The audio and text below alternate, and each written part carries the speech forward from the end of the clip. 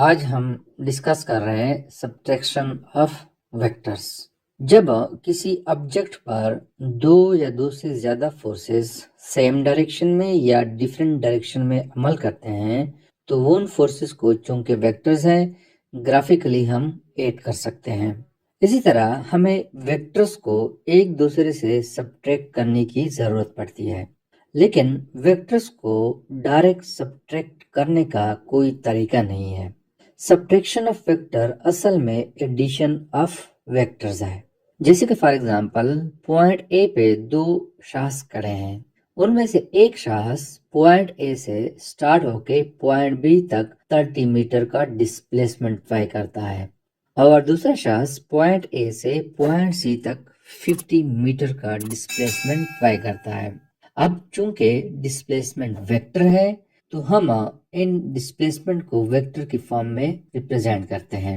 एक को मैं नाम देता हूँ वेक्टर बी, यानी वो शाफ्ट जो पॉइंट ए से पॉइंट बी पर पहुंचा है उसको मैं वेक्टर बी का नाम देता हूँ।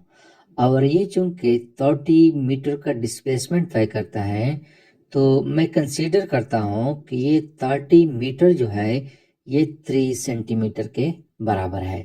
और दूसरा शाफ्ट पॉइंट ए से पॉइंट सी तक 50 मीटर का डिस्प्लेसमेंट तय करता है, तो उसको मैं रिप्रेजेंट करता हूँ कि ये वेक्टर सी जो है ये 5 सेंटीमीटर के बराबर है। अब अगर हमने ये मालूम करना है कि वेक्टर बी और वेक्टर सी के दरमियान डिफरेंस क्या है, कितना डिफरेंस है, तो उसको हम आपस में सब्ट्रैक्ट करते हैं। हमें पता है कि अगर हमने दो फिजिकल क्वांटिटीज के दरमियान डिफरेंस मालूम करना है तो उसको हम सब्ट्रैक्ट करते हैं। अब यहाँ पे ये वेक्टर बी और वेक्टर सी को हम आपस में सब्ट्रैक्ट करते हैं ताकि इनके दरमियान डिफरेंस हम मालूम कर सके। अब यहाँ पे हम हेड टू टेल रूल इस्तेमाल करते हैं।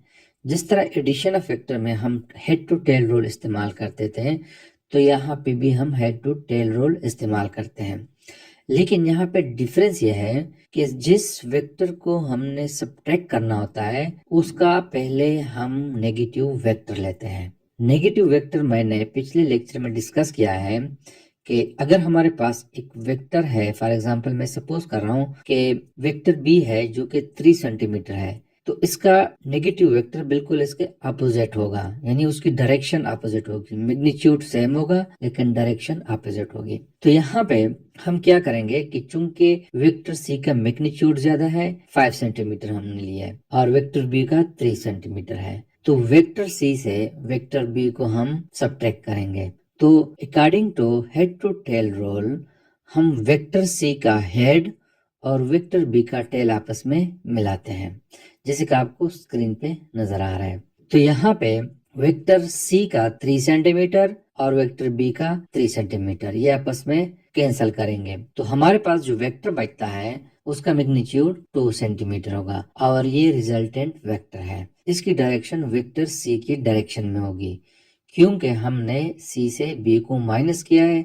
सी का मैग्नीट्यूड ज्यादा है और बी वेक्टर का मैग्नीट्यूड कम है, तो ये हमने वेक्टर सी से वेक्टर बी को ग्राफिकली सब्ट्रैक्ट किया। अब अगर हम ऐसा करें कि एनालिटिकली हम इसको सब्ट्रैक्ट करें तो हम इसको ऐसा लिखते हैं कि चूंकि हम वेक्टर सी से बी को माइनस करते हैं तो पहले मैं सी को लेता हूँ, और मैंने आपको बताया कि ये एक्चुअल में एडिशन है। तो वेक्टर बी जो है जिसका हमने नेगेटिव वेक्टर लिया है उसको हम रिप्रेजेंट करते हैं माइनस बी।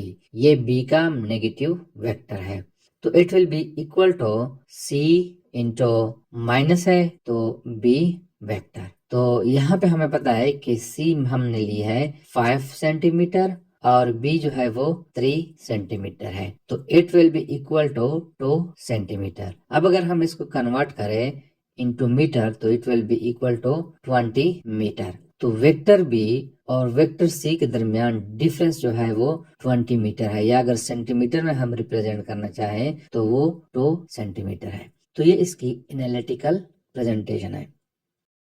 अब क्वेश्चन ये है कि अगर सब्ट्रैक्शन ऑफ वेक्टर असल में एडिशन ऑफ वेक्टर है तो why do we need subtraction of vectors. अगर ये एडिशन है तो हमें सब्ट्रैक्शन की क्या जरूरत है। देखो, जब हम दो वेक्टर्स को आपस में ऐड करते हैं उसका जो रिजल्टेंट वेक्टर है वो डिफरेंट होता है उस रिजल्टेंट वेक्टर से जो कि वही वेक्टर अगर हम आपस में सब्ट्रैक्ट करें।